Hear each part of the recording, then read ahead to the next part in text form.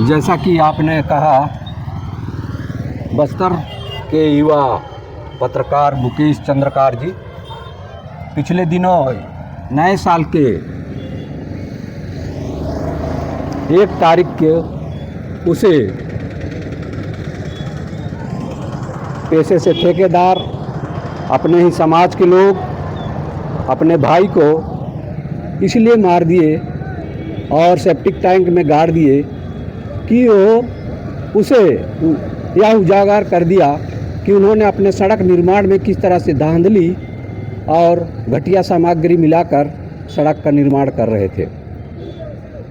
देखिए, हमारे यहाँ समाज और हमारे यहाँ छत्तीसगढ़ और बस्तर संभाग पूरी तरह से 5वीं अनुसूचित क्षेत्र में आता है।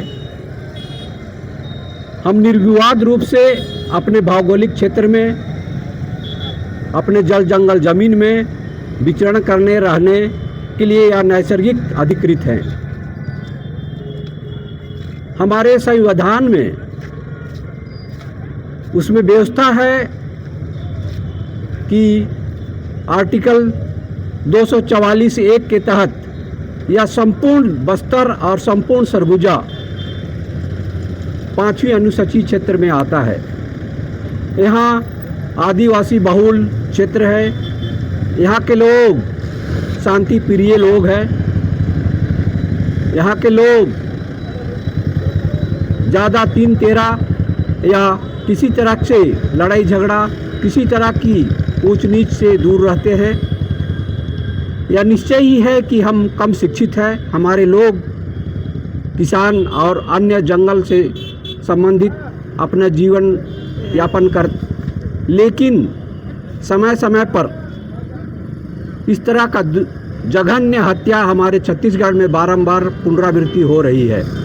अभी हाल ही में हम लोगों ने देखा था कि सीतापुर में किस तरह से एक मजदूर भाई को ठेकेदारों के द्वारा मारकर उसे पानी टंकी में, मैन पाट के पानी टंकी में 15 फीट नीचे गाड़ दी गई थी। और यह बस्तर की बीजापुर में नए साल के उपलक्ष्य उसी दरमियान मुकेश चंद्रकार को उन्हीं के समाज का ठेकेदार सुरेश चंद्रकार, उसकी धांधली का उजागर होने से नाराज होकर मुकेश चंद्रकार को उन्होंने जघन्य हत्या कर उसे सेप्टिक टैंक में दफन कर दिया था। ये बार बार हमारे इस नए राज्य में या इस तरह की जघन्य हत्या हो रही है, घटना हो रही है हमारे आदिवासियों के साथ।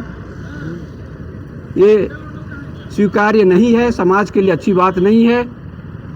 समाज में, हमारे शासन व्यवस्था में हमारे ही आदमी हो के इस तरह का अन्याय अत्याचार हमारे लोगों पर होता रहा है, ये और हमें दर्द देता है। हमारे समाज, हमारे सत्ता शासन में रहने वाले लोग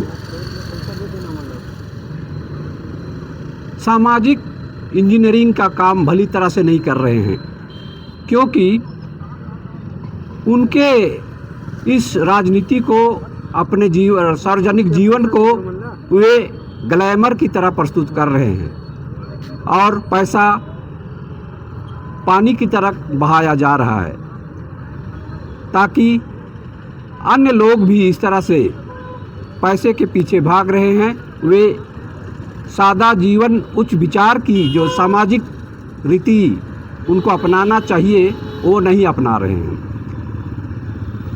तो हमारे राजनीतिक या सत्ता में रहने वाले लोग, वे कृपया अपनी सामाजिक दायित्व को भली प्रकार से निभाएं और अपने प्रदेश को, अपने लोगों को, अपने क्षेत्र के आदिवासियों को, उनके जल जंगल जमीन की रक्षा के लिए निरंतर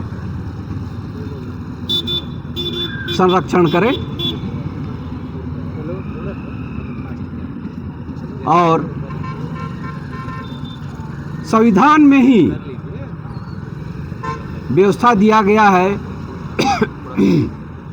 5वीं अनुसूची का कि हम अपनी भौगोलिक क्षेत्र में अपने शासन प्रशासन की और नियंत्रण की व्यवस्था अपने हाथ में होनी चाहिए। लेकिन संविधान बनने और 70 से ज़्यादा साल गुजर जाने के बावजूद इस तरह की व्यवस्था बनाने में हमारे सरकार विफल रही है और यह कितने दिन और हमें इंतज़ार करना पड़ेगा। किस्तों में छोटा छोटा अधिकार देते हैं, जैसा कि अभी पेशा कानून आया था, अभी उसको है अभी लोग नहीं जान पाए हैं। छोटा छोटा पकड़ाता है हम लोगों को अधिकार, जबकि उन्हें हमारे इस क्षेत्र को पूरी तरह से, हमारे भौगोलिक क्षेत्र को उनके शासन व्यवस्था ग्राम व्यवस्था से ही शुरू होनी चाहिए। और इस तरह के छोटे मोटे सारे झगड़े और हमारे जल जंगल से संबंधित सारे शासन प्रशासन की व्यवस्था ग्राम सभा में तय होनी चाहिए थी। लेकिन ये सारी व्यवस्था हस्तांतरण करने में हमारी सरकार, हमारे उच्च